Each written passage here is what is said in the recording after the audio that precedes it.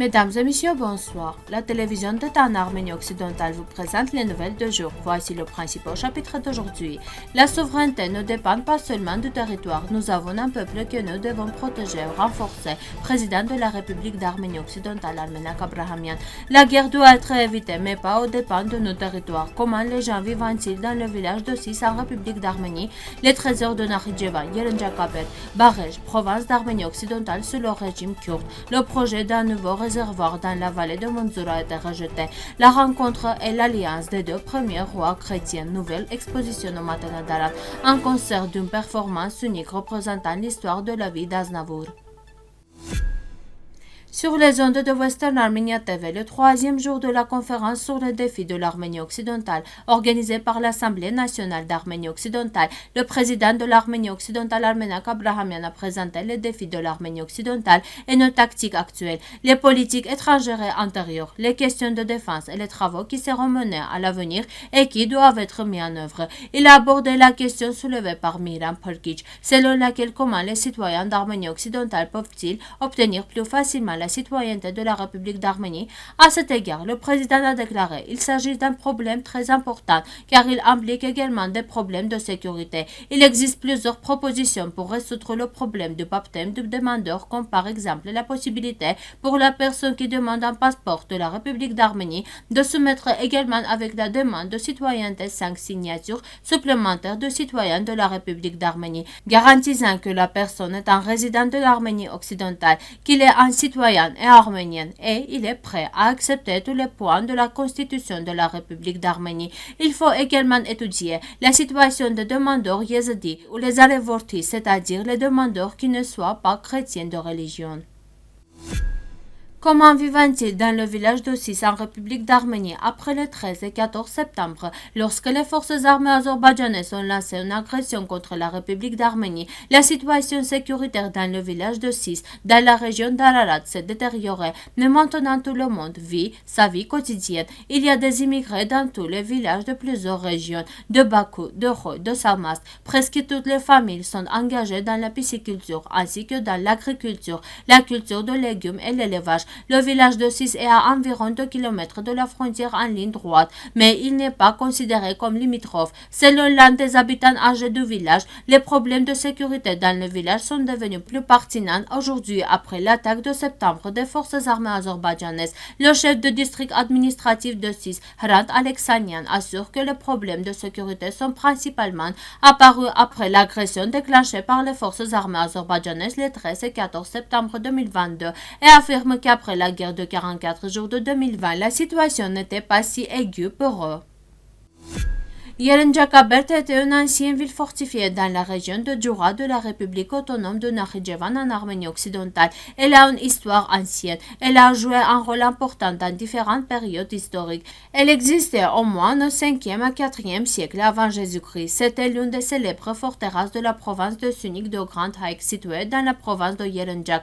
Parallèlement à l'azérisation de Nakhichevan, l'histoire de la forteresse s'est transformée et déjà dans les années 2000. Elle a été entièrement construite par les autorités azerbaïdjanaises, perdant son profil historique. La forteresse de Yerenjak est encore difficile à atteindre aujourd'hui et dans les temps anciens, elle était presque imprenable. Il est situé sur la partie haute du rocher, déchiqueté sur la rive de la rivière Yerenjak. La palais royal a été construit sur la branche de la montagne faisant face au nord-ouest. C'est un exemple typique du génocide culturel commis par le Parti communiste azerbaïdjanais lorsque les Arméniens autochtones ont été déplacés et que la forteresse a été reconstruite en leur absence, effaçant la trace arménienne. La communauté internationale devrait également donner bon avis clair sur cette affaire.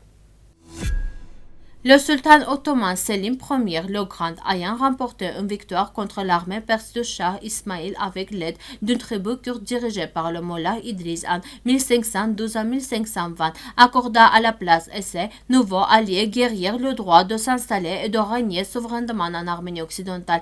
Un grand nombre de Kurdes persans ont émigré et se sont installés à Ardzenik, Mox, Vaspurakan, sont devenus un soutien fiable des Turcs et ont créé un certain nombre d'autorités. Le plus plus grands d'entre eux étaient la principauté semi-indépendante de Baresh, où la tribu kurde Rojak a été rétablie. En 1605, Avdar Khan de Baresh envahit le Sassoun, mais fut vaincu lors des retraits de Sassoun et contraint de reconnaître les privilèges du Sassoun par un décret, ordonnant à ses successeurs de ne pas percevoir d'impôts auprès de filles de princes arméniens Holo et de la population arménienne et kurde des montagnes de Sassoun. Après cela, le Sassoun n'a fait que formellement partie du gouvernement de Baresh. Lisez l'intégralité de l'article sur notre site web.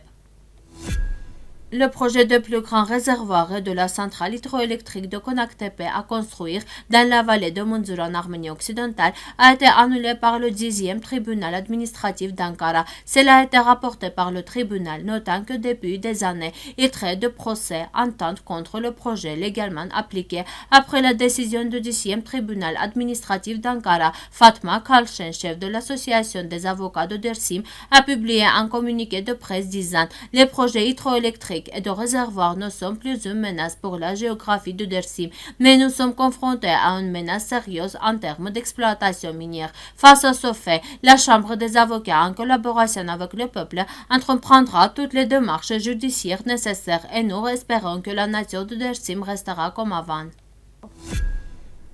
Récemment, une exposition exclusive a été ouverte à Matenadaran où l'histoire de la rencontre des deux premiers rois chrétiens de l'histoire, Constantine le Grand et Tertat le Grand, est présentée à travers des manuscrits et des images de différents siècles. Constantine le Grand et Tertat le Grand. L'exposition intitulée L'Alliance arméno-romaine en histoire et en images présentée les informations qui nous sont parvenues à travers des sources écrites et des images qui se rapportent à l'histoire de la rencontre des deux rois et de l'alliance d'amour et d'unité entre les deux pays. Cette rencontre a été décrite pour la première fois par l'historienne du XVe siècle, Agathangeros, plus tard au IXe et XIe siècle, et sous le règne de Cilicie, avec une référence détaillée. Le cœur de l'exposition est un manuscrit du XVIe siècle illustré de Baresh conservé au Matenadaran, où la rencontre des deux rois est d'abord illustrée de manière picturale, puis cette iconographie est développée et somptueusement présentée dans le nouvel environnement de Djoura. L'exposition est consacrée au 30e anniversaire de l'établissement des relations diplomatiques arméno-italiennes, sachant qu'en vérité, les relations diplomatiques entre l'Italie avec l'État d'Arménie remontent lorsque le royaume d'Italie, en tant que membre du Conseil suprême des Alliés, a reconnu l'État d'Arménie sur le territoire de l'Arménie occidentale lors de la conférence de Saint-Rémy en 1920, justement en Italie, et en étant un des principaux signataires du traité international de paix de Sèvres. L'exposition durera jusqu'en 2023, 31 mars.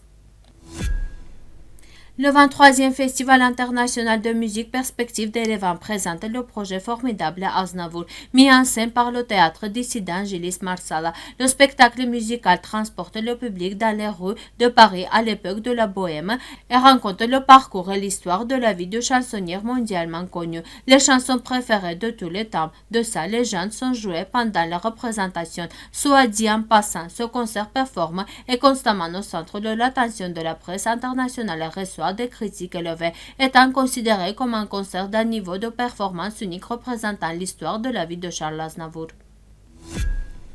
Merci de votre fidélité. À la fin de notre émission, vous pourrez profiter d'une performance musique folklorique des Arméniennes. Vous pouvez écouter la version complète de la musique sur notre site web.